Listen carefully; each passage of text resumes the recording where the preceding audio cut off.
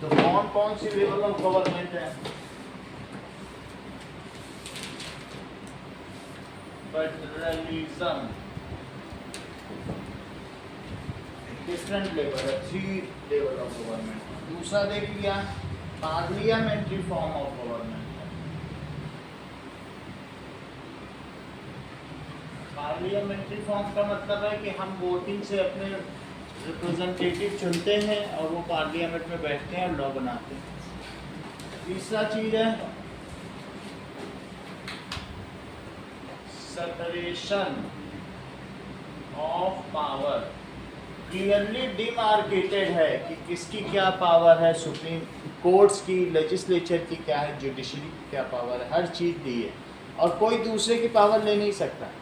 ये नहीं कि सुप्रीम कोर्ट चाहे जब तो प्रधानमंत्री को कैद कर ले, ऐसा हो सकता है क्या? सबके अपने अपने पावर्स, वो उन्हीं पे काम। That is separation. फोर्थ हम लोग देख रहे थे fundamental rights.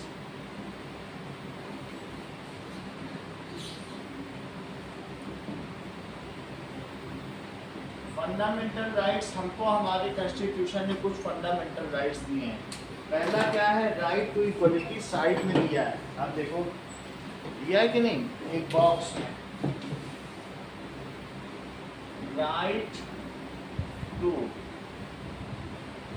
Equality, that is all persons irrespective of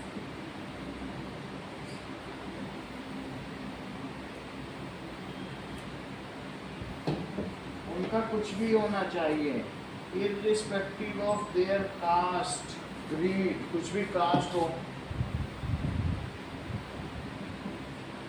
religion, कोई भी हो, हिंदू मुस्लिम हो सकता है या दलित हो सकता है या ब्राह्मण। कास्ट का मतलब है अपर कास्ट, लोअर कास्ट।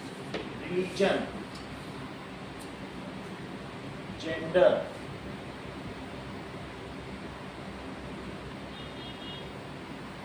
कोई भी जेंडर हो सकता है, male female even transgender, are equal before law. Law सबके लिए सेम है, इसको कहते हैं राइट टू इक्वलिटी। अगर किसी ने किसी के साथ गलत किया है तो एक ही जैसा पनिशमेंट मिलेगा। We all are equal before law. Right to freedom, तुमको देश के किसी भी कोने में जाकर बसने की आज़ादी है और वहाँ पर जो चाहो अपना बिजनेस कर सकते हो। सो फ्रीडम बहुत सारी चीज़ों का मिला है। That is right to freedom of speech भी है, right to freedom of expression भी अपनी बात कह सकते हो, राइट टू फॉर्म एसोसिएशन, बहुत सारे राइट हैं इसमें। दैट इज एक तो right to freedom of speech, बोलने की आज़ादी, एक्सप्रेस करने की आज़ादी, तुम चाहो अपनी बात बोल भी सकते हो और ब्लैक कार्ड में लिख के एक्सप्रेस भी कर सकते हो, मीडिया में कह सकते हो या किसी तरीके के स्कीट के द्वारा कह सकते हो, अपने को एक्सप्रेस कर सकते हो। तो दूसरी चीज़ राइट टू एक्सप्रेशन, ठीक है, स्पीच भी कर सकते हो एंड एक्सप्रेशन। और किस चीज़ का फ्रीडम मिला हुआ है? That is right to move freely and reside in any part of country. Right to move freely and reside, कहीं भी जा भी सकते हो in any part of country.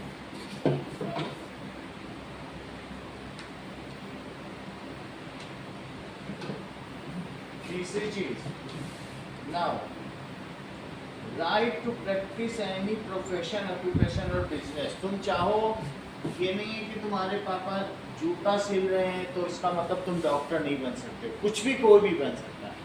Right to practice any occupation, उसमें कोई वो नहीं। राइट टू प्रैक्टिस एनी, ये सारे हमको अधिकार मिले हुए हैं। तो फिफ्थ पॉइंट क्या है, ये बहुत बड़ी बात है। बोलने की आज़ादी, रहने घूमने की आज़ादी और कोई भी बिजनेस करने की आज़ादी। जो चाहे, डॉक्टर का बेटा चाहे मोची बन जाए, मोची का बेटा डॉक्टर, उसमें गवर्नमेंट को कोई इतराज़ नहीं। राइट अगेंस्ट एक्सप्लॉयटेशन, शोषण के विरुद्ध अधिकार। राइट अगेंस्ट एक्सप्लॉयटेशन, अगर किसी भी तरीके से आपका शोषण हो रहा है, जैसे the constitution prohibits human trafficking, forced labour and employment of children under 14 years of age. तो कॉन्स्टिट्यूशन प्रोहिबिट करता है, इट इज इलीगल।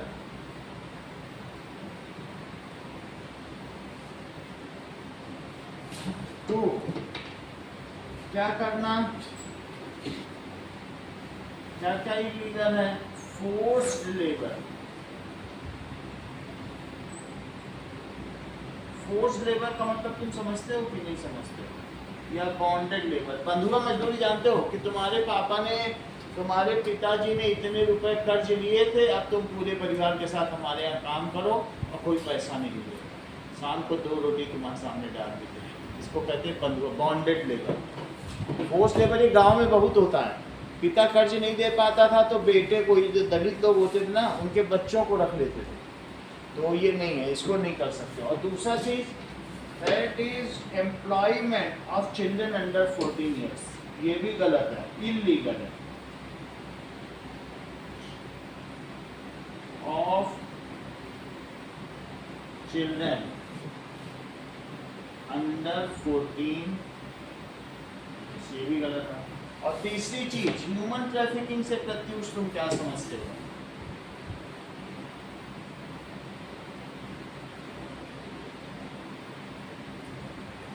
अगर अभी कहीं कहीं होता है लेकिन सब जगह नहीं होता है। ह्यूमन ट्रैफिकिंग का मतलब है लोगों को झारखंड से ले जाके बांग्लादेश में बेच देते हैं, आदमी को बेच देते हैं, और फिर जिसको बेचेंगे वो खरीदने के बाद, इवन हैदराबाद में बहुत सारी छोटी छोटी 13-13 साल की लड़कियों को बेच देते हैं सऊदी अरब। इस चीज़ को क्या कहते हैं? Human trafficking. और वहाँ पे उसकी मर्जी, जिसने खरीदा है, अगर उसने तुमको 10 लाख में खरीदा है तो वो तुम्हारी किडनी 5-5 लाख में निकाल के बेच देगा, तुम्हारा हार्ट 2 लाख में निकाल के बेच देगा, या फिर तुमसे कुछ गलत काम कराएगा। ये चीज़ है। तो उस चीज़ को क्या कहते हैं? मनुष्य व्यापार। समझ में आ गया कि नहीं? आदमी की खरीद फरोख्त। पहले ये चलता था अंग्रेजों के ज़माने में, जब स्लेवरी होती थी। स्लेव्स का तुमने ज़माना सुना है?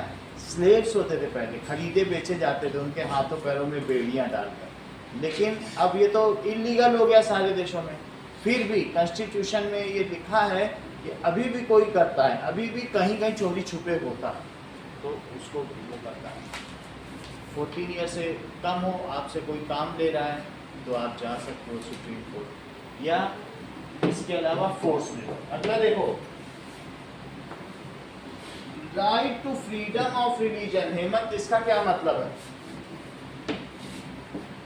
हर कोई अपने धर्म को पूछ सकता है। हर कोई अपने धर्म। ये इसी का सी पार्ट है 4 में।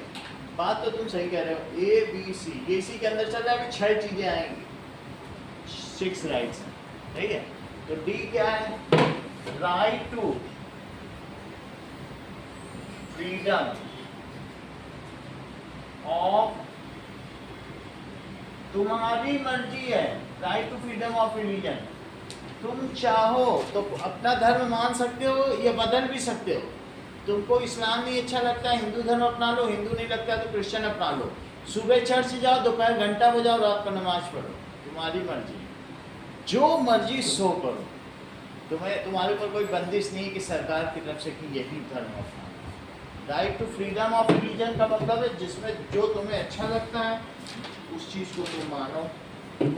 तो that is religious freedom is provided to all citizens. Every person has the right to practice, profess and propagate. सिर्फ मानना ही नहीं है, तुम उसका प्रचार प्रसार भी कर सकते हो। You can expand your religion. You can, उस चीज़ को क्या कर सकते हो? Practice and also expand it. ये चीज़ कही गई हैं, ठीक है, प्रोपेगेट जिसको कहते हैं। Every citizen has right to practice. ऐसा कई देशों में बैन है, तुमको ये बात मालूम है? पहली बात तुमको ये पता होनी चाहिए, टोटल वर्ल्ड में जो 100% पॉपुलेशन है, डेमोक्रेसी कितने परसेंट लोगों को मिली है? 26%। बाकी नॉन डेमोक्रेटिक है, अभी भी राजाओं का शासन। और 26% में इंडिया में कितने हैं जो डेमोक्रेटिक है? 15%। 15 के आगे 9% बाकी और जगह डेमोक्रेसी। इंडिया में 15% जो लोग हैं ना, 100% पॉपुलेशन में इंडिया की ही 15% है। हम वर्ल्ड की 1/6 पॉपुलेशन है, तो आप समझिए हमारे यहाँ ही डेमोक्रेसी। सब जगह रिलीजन, तुमने अगर ऐसे बाहर जाके पूजा कर ली ना, जेल में गए जिंदगी भर रहो, भले ही तुमने। यहाँ ऐसा है क्या? सोचते हो कुछ करने से? तो इस तरीके से has right to practice, and practice भी कर सकते हो और उसकी पब्लिसिटी भी कर सकते हो, यानी प्रॉपरली इट्स रिलीजन। इससे ये तुम्हारे लिए सरकार की तरफ से कोई रोक नहीं है। Cultural and educational rights, fifth. अब फिफ्थ आएगा, फोर्थ हो गया fundamental rights, that is cultural and educational rights. तुम्हारी मर्जी है, तुम्हारा क्या कल्चर है, तुम्हारा मणिपुरी कल्चर है तो तुम उस तरीके से कबूतर के पंख सर पे लगा के घूमो, कुछ भी करो, तुमको कोई मना नहीं कर रहा है। तुम हाफ पैंट पहन के कबूतर वाला सब कुछ पहन के घूमो, जैसे वो नहीं आते हैं हमारे टैब्ल्यू लेकर के 26 जनवरी को, तो अलग अलग आप जैसा चाहो वैसा पहनो। What ever is your culture, it is respected in India. India में रिस्पेक्ट होती भी है। कोई किसी के कल्चर को देखकर हंसी उड़ाता है, जबकि आपको मालूम होना चाहिए स्कॉटलैंड का कल्चर, स्कॉटलैंड और इंग्लैंड मिल गए थे, जिसको आपस साथ में हम लोगों ने पहले एक बार बात हो रही थी ना, तो वो ड्रेस पहने थे, बैक पाइपर बजाते थे, स्कर्ट पहन के, और वो बैक पाइपर बजाते थे ऐसे, तो ब्रिटिशर्स ने उनकी हंसी उड़ाई थी जब वो पार्लियामेंट में गए। क्या हमारे यहाँ ऐसा कभी होता है? नहीं होता है। हम लोग भारत की जो डाइवर्सिटी उसको इंजॉय करते हैं।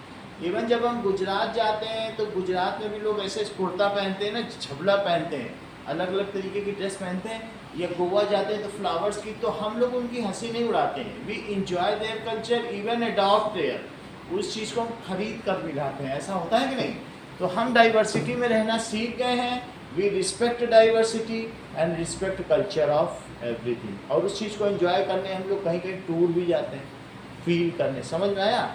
इंडिया में आपका जो कल्चर है वो उसको आप फॉलो करिए। अगर आप छठ पूजा कर रहे हैं तो दिल्ली में भी रह रहे हो तो वहाँ इंतजाम किया जाएगा आपकी छठ पूजा का। ऐसा नहीं है कि आपको बिहार में ही जाना है, वहाँ सारी सामग्री मिल जाएगी। समझ में आई बात कि नहीं? Even every festival of different state are celebrated throughout the country, आपको कुछ ना कुछ मिल ही जाएगा वहाँ, उतने लोग नहीं होंगे। और दूसरी चीज़ है फंडामेंटल राइट ऑफ एजुकेशन। अगर आप छोटे हैं तो सरकार की तरफ से आपको ड्रेस फ्री है, किताबें फ्री है, स्कूल फी फ्री है, इवन अप टू बॉयज़ के लिए 10th तक फ्री है और गर्ल्स के लिए 12th तक। ऐसा है, तो ये चीज़ फ्री करी गई है।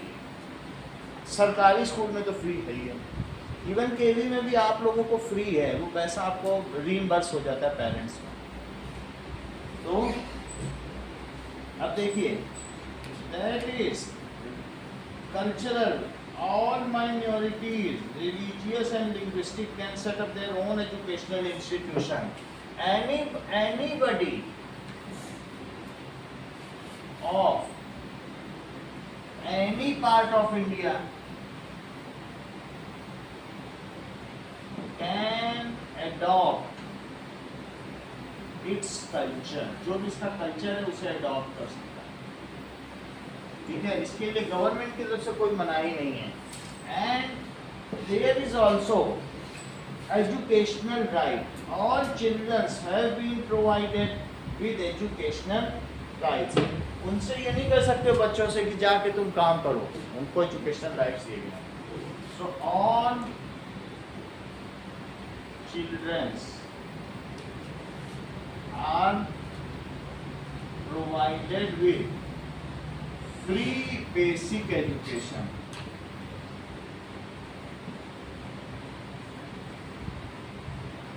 from government up to 10th class, जिसको सेकेंडरी एजुकेशन है। 12th हो जाएगा हायर सेकेंडरी, 5th तक बेसिक प्राइमरी, 5th तक प्राइमरी हो गई, फिर उसके बाद सेकेंडरी, सेकेंडरी में भी जूनियर विंग सीनियर विंग भी हो जाता है, और फिर उसके बाद हायर सेकेंडरी। तो 10वीं तक कोई भी बच्चे को पढ़ने के लिए है, अगर नहीं देने पेरेंट्स नहीं दे रहे हैं वो जाके आगे जा सकते हैं। राइट टू कॉन्स्टिट्यूशनल रेमेडी, ये बहुत बड़ा है। Right to constitutional remedy, Aarush इसका क्या मतलब है?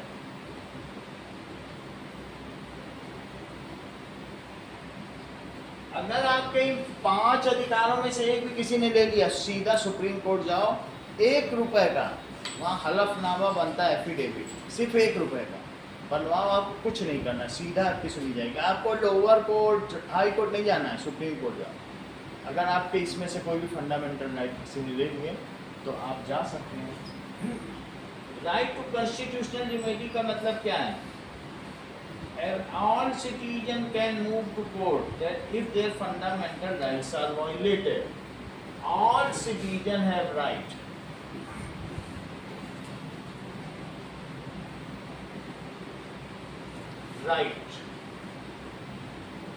to move to court। अगर आपके किन्हीं भी मूलभूत अधिकारों का उल्लंघन होता है तो सीधे आप न्यायपालिका या न्यायालय जा सकते हैं, और कोर्ट आपको लॉयर भी देगा। Move to court if any of your fundamental rights are violated.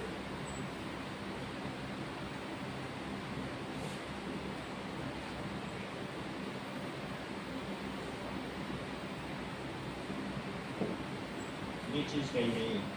अब हमने ये 6 है, आपको देखो A B C D E F लिखो, अभी E F लिखो, ये तो 4th के ही है ना, 4th में 6 है, देखो आपकी बॉक्स में भी 6 लिखे होंगे, A B C D E F। सो अगर आपसे पूछा जाए व्हाट आर फंडामेंटल राइट्स, तो right to equality, right to freedom, तीसरा क्या बताइए? Right against exploitation, right to equality, समानता का अधिकार, स्वतंत्रता का अधिकार, राइट टू फ्रीडम, शोषण के विरुद्ध अधिकार, राइट अगेंस्ट एक्सप्लॉइटेशन। चौथा क्या है?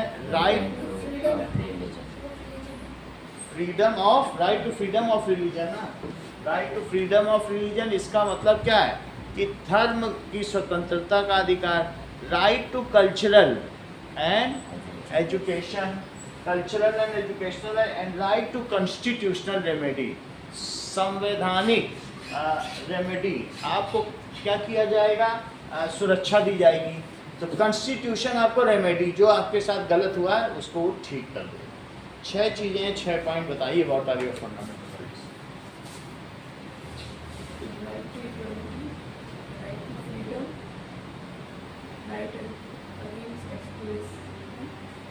एक्सप्लॉइटेशन, हाँ, cultural and educational rights, right to constitution, remedy. ठीक है, अब सारे फीचर्स ऑफ कॉन्स्टिट्यूशन को भी एक बार पढ़ो कि फीचर्स ऑफ कॉन्स्टिट्यूशन क्या है। प्रत्युत बताओ, what are the fundamental rights, सारे पढ़ो, जो नहीं लिखे वो भी पढ़ो एक साथ, है ना, वो चीज। हाँ बताओ। Right to equality, right to freedom, right to freedom, हाँ, और right to against exploitation, right to against exploitation, right against exploitation, और राइट टू सर आपका कैमरा पीछे की तरफ हो गया, आप स्विच कर दो। हाँ right to और right बताओ। to religion rights, राइट बोलो। right to culture and educational, cultural and educational right, right to religion, और बोलो। right to constitutional remedies, constitution एक बार फिर से साथ बताइए। right to equality, right to freedom,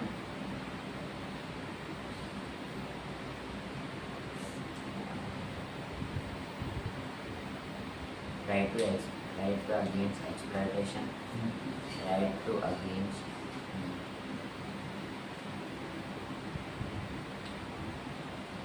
एक बार पढ़ो, फिर से आएंगे आपके पास। चलो हाँ बोलो। right to equality, right to freedom, right to exploitation, right against exploitation, right to freedom of religion, cultural and educational right, right to constitutional remedies. अब इन सबको पढ़ो, ये चार और बुक में जो मेन है, जो हेडिंग्स है ना, ये आपके फीचर्स कौन है? हाँ बताओ सारे। Right to equality, हाँ right to freedom, हाँ right to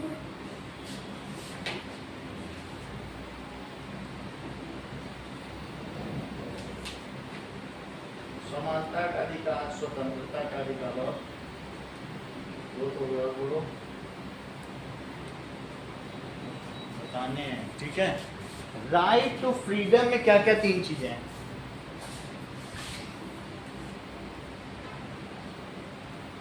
You are free to move any part of India. You are free to do any business. और freedom क्या है? You are free और freedom of speech and expression, ये तीन चीजें।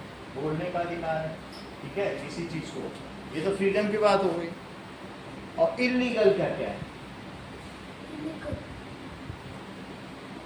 Human trafficking, that is working of anybody below 14 years। और तीसरी चीज क्या इलीगल है? आदमी की खरीद फरोख्त इलीगल है। इसके अलावा 14 ईयर्स से कम का बच्चा काम करे वो इलीगल है। तीसरी चीज क्या इलीगल है? बोलो। forced labor, फोर्स लेबर, कि तुम्हारे पापा ने कर्जा लिया था पूरी जिंदगी काम कर, उसको बंधुआ मजदूरी, बॉन्डेड लेबर, ये इलीगल हो गया। अब देखो, दैट इज, आपको क्या करना है? Right 4 features of constitution, and 4 feature ये लिखो, and also right 6 fundamental rights. सिर्फ आपको नाम लिखने हैं, इतना ही है। Right 4 features of constitution, also write 6 fundamental rights।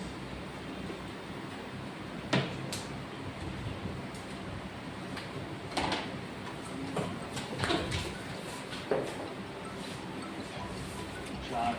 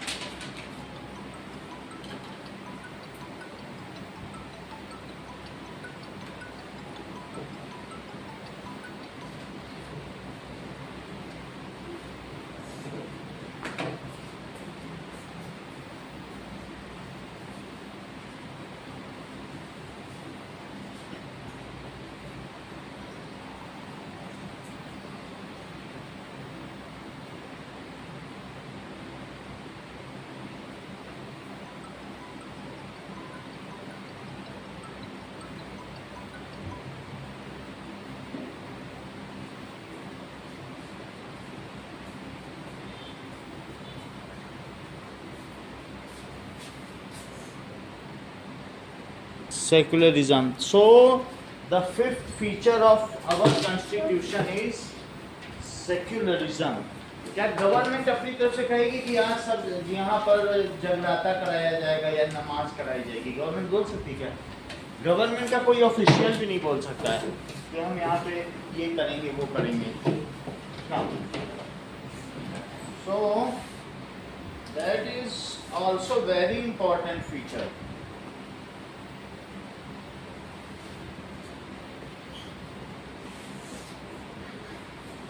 Secularism. So a secular state is one in which state does not promote any religion. So government does not promote. तुम्हें जो मर्जी तुम प्रैक्टिस करो, लेकिन गवर्नमेंट की तरफ से कोई रिलीजन नहीं है, any religion. Government does not promote any religion. So India is a secular country.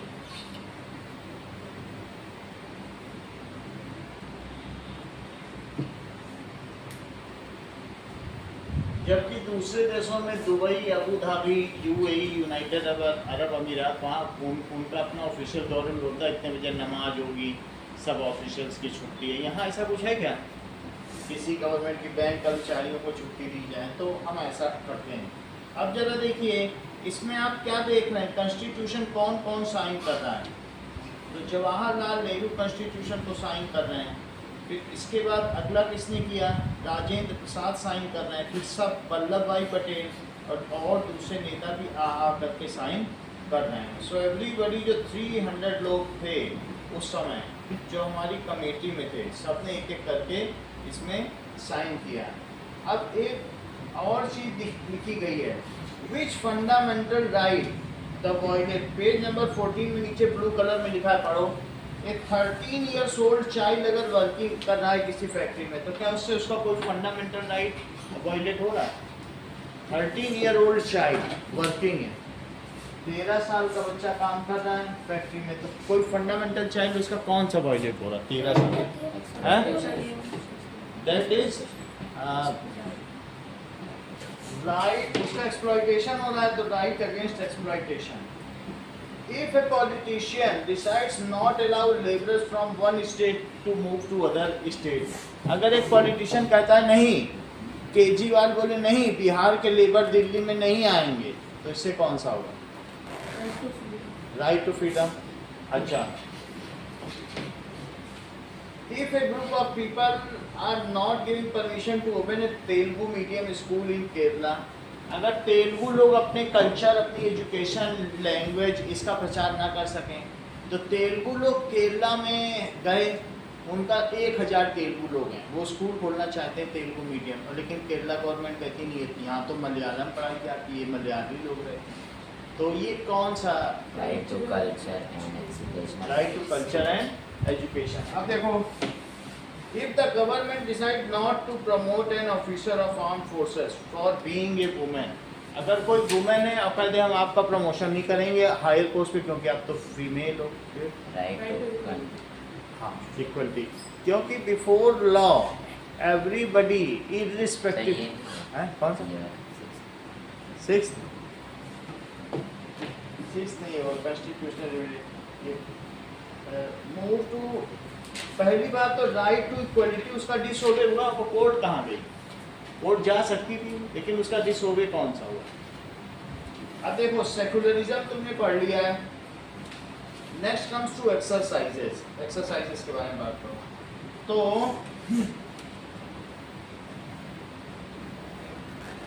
पहला question, why does a democratic country needs a constitution?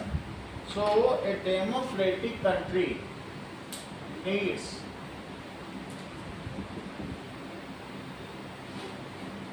constitution.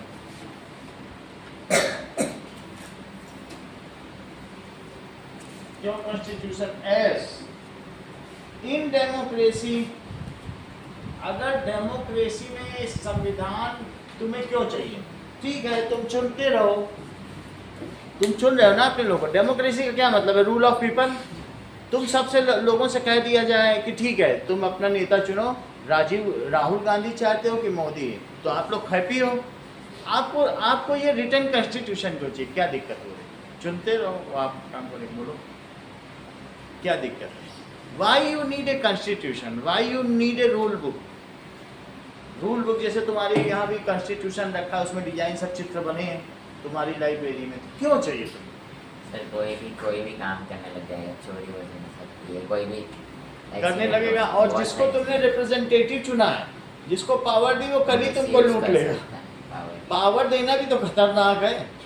तुमने किसी को पावरफुल बना दिया, तुमको क्या पता कि वो तुम्हारी सुरक्षा करेगा कि लूटेगा? लूट भी सकता है। तो इस तरीके से लोग करप्शन कर करके देश को लूट तो अभी भी रहे, कॉन्स्टिट्यूशन होने पर नहीं होगा तो क्या करें? तो क्या करेंगे? Needs a constitution as in democracy. In democracy people choose their representative, अपने रिप्रेजेंटेटिव को चूज करते हैं, फिर क्या होगा?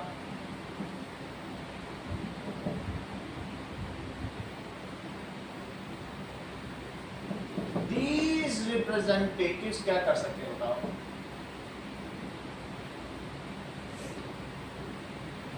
मिसयूज, ये मिसयूज कर सकते हैं क्या? Their power.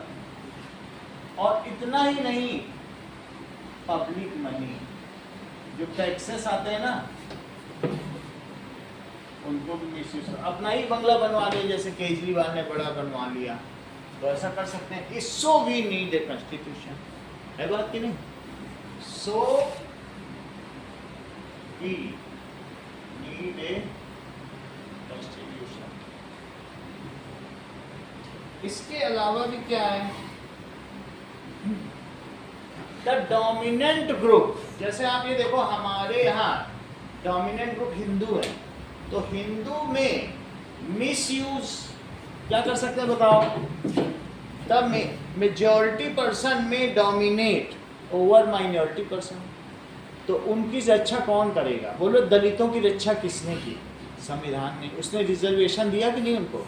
तो जो डोमिनेंट ग्रुप है या जो रिच पीपल है, वो मिसयूज कर सकते हैं देयर पावर एंड मनी, तो संविधान उनको प्रोटेक्ट करेगा। और दैट इज दूसरी चीज, कॉन्स्टिट्यूशन और क्या करता है बोलो? Guarantees fundamental rights to citizen.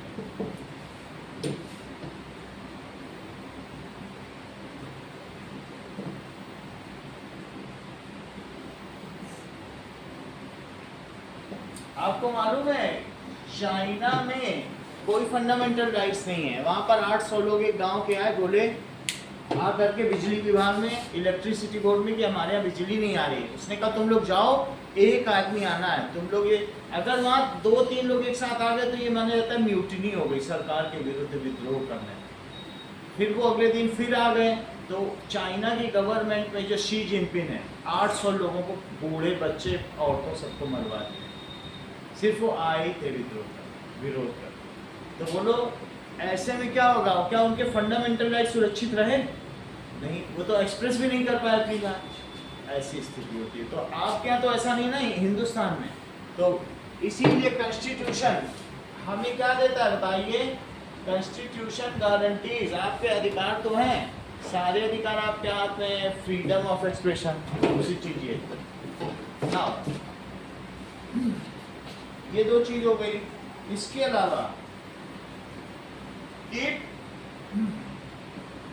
it stops, that is majority, to dominate over minority. dominate का मतलब तुम लोग समझते हो क्या?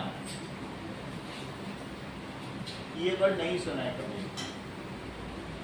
Yes, sir. जैसे कोई किसी पे डोमिनेट कर रहा हो, जैसे तुम्हारे स्कूल का बड़ा लड़का है तो तुम पे डोमिनेट करने लग जाए कि चलो आगे घर से लाओ टिकट रखो मेरे पास, जाओ, ऐसे डोमिनेट करते हैं कि नहीं?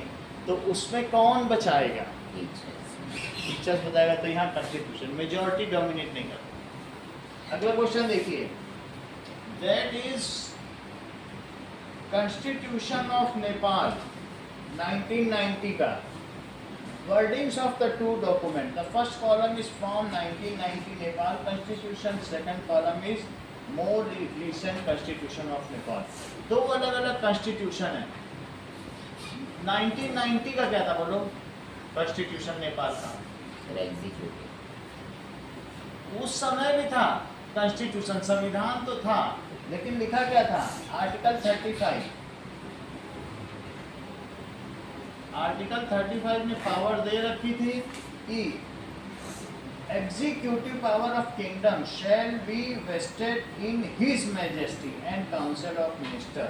इसका क्या मतलब है? सारी काम करने की शक्तियां किसको दे दी गई थी? हिज मैजेस्टी जानते हो, राजा.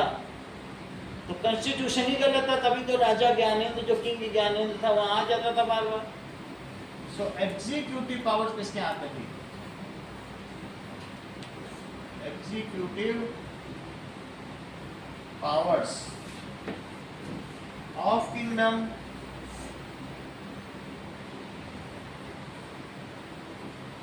ठीक है, of Nepal.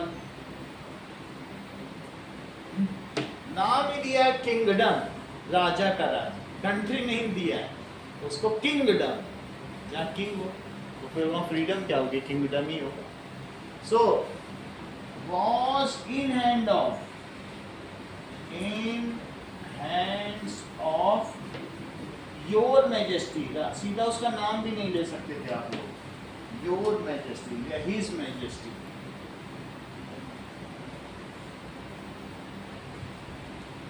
And his ministers, जो उसके और मंत्री थे.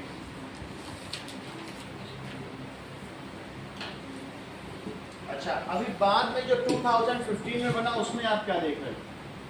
Federal executive. आर्टिकल 75 में क्या किया? Executive power is pursuant to the constitution and law and be vested in council of minister. किन को हटा दिया गया और काउंसिल ऑफ मिनिस्टर को लोग चुनते हैं. दैट इज ये आर्टिकल 75 है. एग्जीक्यूटिव पावर मतलब किसे राज्य चलाना है. Executive power in hand of council of minister. फिर सारी गलतियां थी हो गई. अगर सही नियम होगा तो फिर गड़बड़ी हो ही नहीं सकती. What is the difference in this? ये जो दो अलग अलग संविधान बने, इन दोनों में तुम क्या अंतर देखते हो? क्या तुम्हें कुछ अंतर लगता है? Yes sir. वो अंतर लिखना है यहाँ पे. What is the difference in these two cases? चलिए लिखें. नाउ अब लिखो.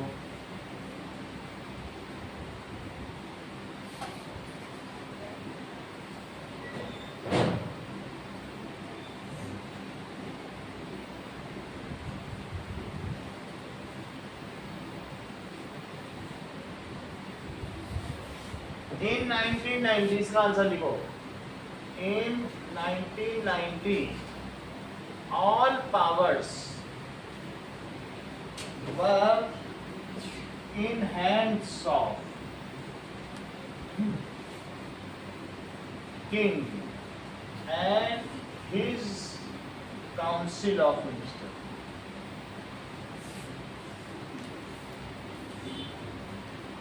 It is not true democracy. ये सही डेमोक्रेसी नहीं है.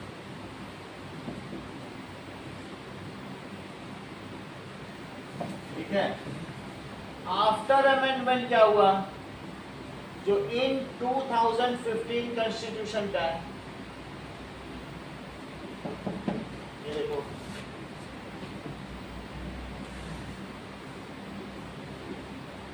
That is powers have been taken.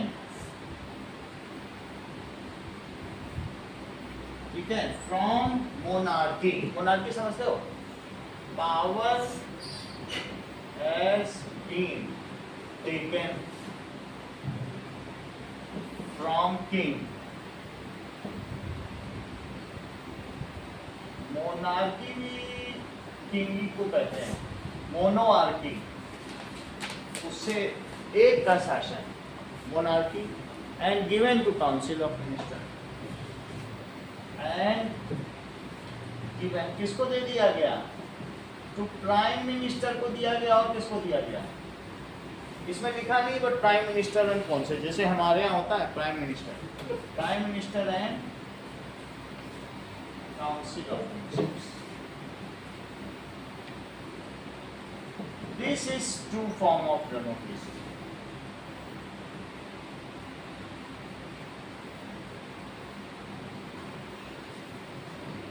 ऐसा होना भी चाहिए. अगला देखो, in each of the following situation identify the minority, write one reason why you think it is important to respect the view of minority. अलग अलग चीजें दी गई हैं और तुमको इसमें क्यों लगता है कि माइनॉरिटी की रिस्पेक्ट होनी चाहिए. जरा देखो, पहला case, in a school there are 30 teachers and 20 are male, तो क्या होगा, third question, in a school there are 30 teachers, 20 are male. तो ऐसे में क्या संभावना है, हो सकता है कि कभी करवा चौथ का व्रत हो तो जो वहाँ फीमेल टीचर्स हो वो चाहेंगे कि भाई उस दिन स्कूल बंद हो, ऐसा होता है ना, व्रत या फास्टिंग होती है, लेकिन जो मेल चाहेंगे कि नहीं ऐसा नहीं होना चाहिए तो वो डोमिनेट करेंगे. तो इस तरीके से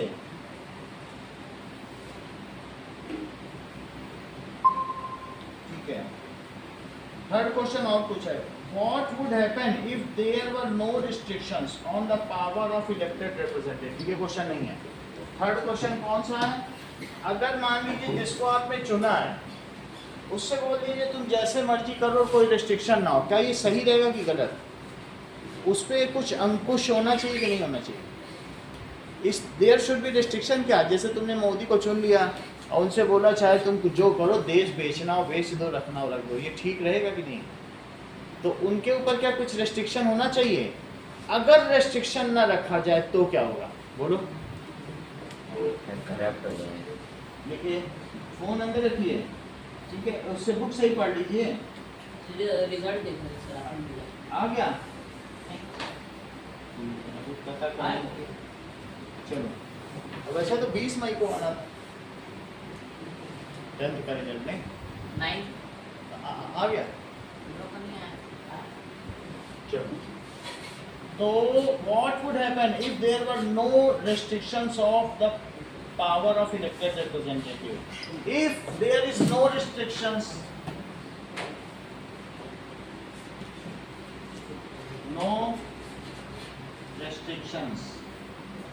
on power of elected representative, then तो क्या क्या हो सकता है. The leaders might misuse their power. होगा कि नहीं होगा, कोई restriction नहीं होगा. Leaders might misuse their power. और क्या करेंगे, there will be injustice and management. वो लोग क्या करेंगे, लीडर्स मिसमैनेजमेंट हो जाएगा. अपने अपने लोगों को सब ऊंची ऊंची पोस्ट पे बैठा देंगे. फेवर करेंगे कि नहीं करेंगे, भाई आपने उनको पावर दे दी तो वो जिसको मर्जी बैठाएंगे. अखिलेश यादव को बैठा देंगे, राहुल गांधी को बैठा देंगे. तो मिस यूज पावर होगा कि नहीं. देयर विल बी, और क्या होगा, injustice and mismanagement.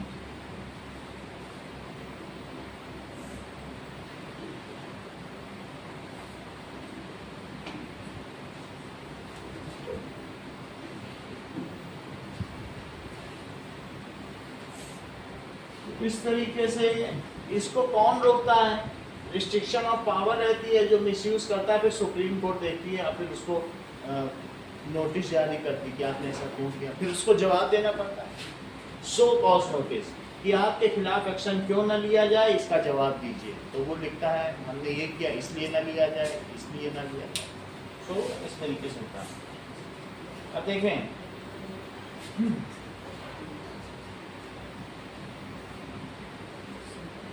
Next is,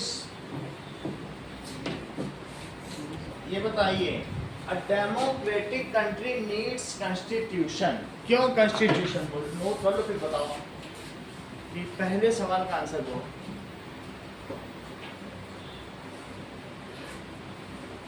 note करो।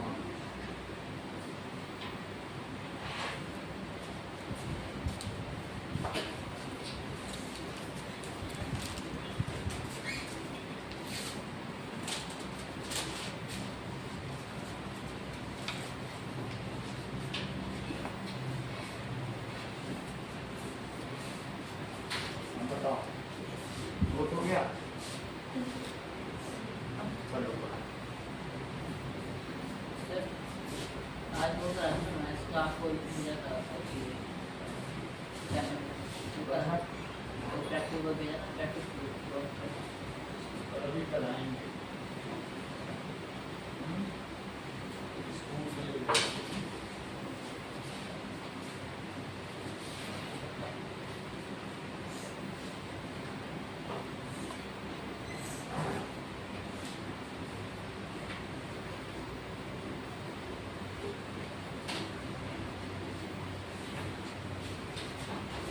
Okay, thank you Priyansh.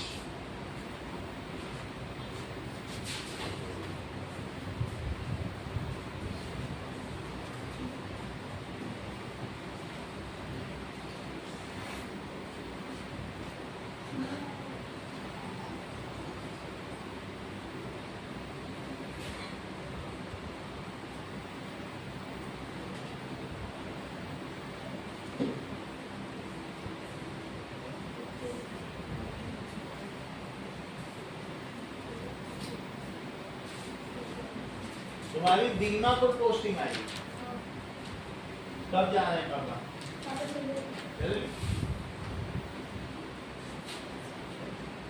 फिर तुम्हारा एडमिशन हुआ ना, कैसे करें?